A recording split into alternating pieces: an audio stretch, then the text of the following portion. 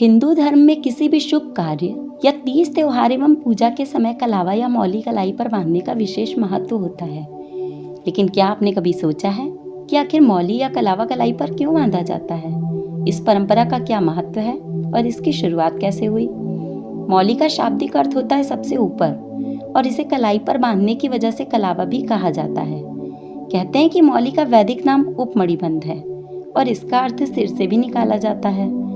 भगवान शिव के सिर पर चंद्रमा सुसज्जित है, इसीलिए उन्हें चंद्रमौली भी कहा जाता है। मौली या कलावे को मुख्यतः 3 रंगों के कच्चे सूती धागे से बनाया जाता है, जिनमें लाल, पीला और हरा रंग शामिल हैं। कभी कभी ये 5 रंगों से भी बना होता है और नीले तथा सफेद धागे का भी प्रयोग किया जाता है। 3 धागों का अभिप्राय त्रिदेव तो 5 धागों का अभिप्राय पंचदेव से है। मान्यता है कि मौली में देवी देवता अदृश्य रूप में विराजमान रहते हैं।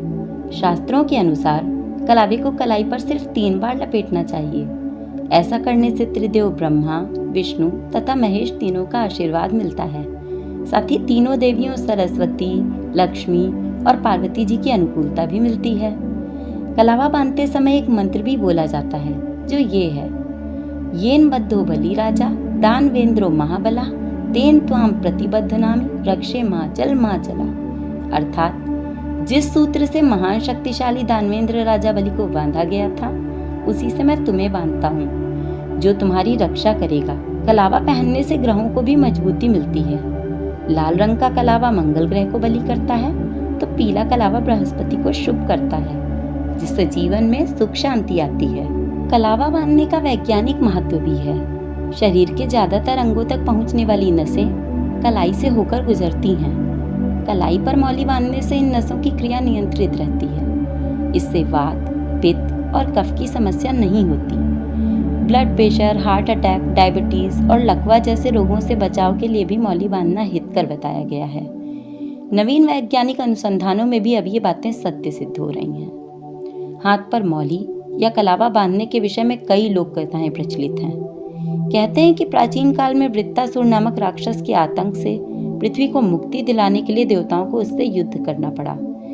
बताया जाता है कि देवराज इंद्र जब इस राक्षस से युद्ध के लिए जा रहे थे, तब उनकी पत्नी इंद्राणी ने उनकी दाहिनी भुजा पर कलावा या रक्षा सूत्र बांधकर त्रिदेवों तथा मां आदिशक्ति से उनकी रक्षा की प्रार्थना की, जिसके बाद इंद्र वृत्तासुर को मारकर विजयी हुए।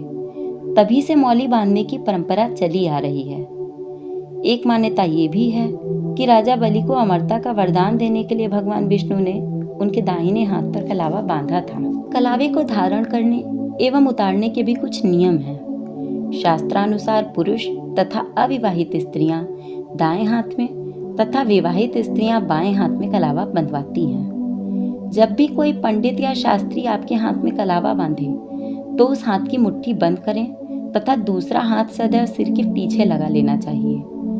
वहीं अगर आपके हाथ में बंधा हुआ कलावा पुराना हो गया है और आप इसे उतारना चाहते हैं, तो ध्यान रहे कि पुराने कलावे को सदैव मंगलवार या शनिवार के दिन ही उतारें तथा इसे इधर उधर ना फेंककर पीपल के पेड़ के नीचे रख दें। उम्मीद है कि कलावा धारण करने के इतने लाभ जानकर आज से आप भी कलावा धारण करना शुरू कर देंगे।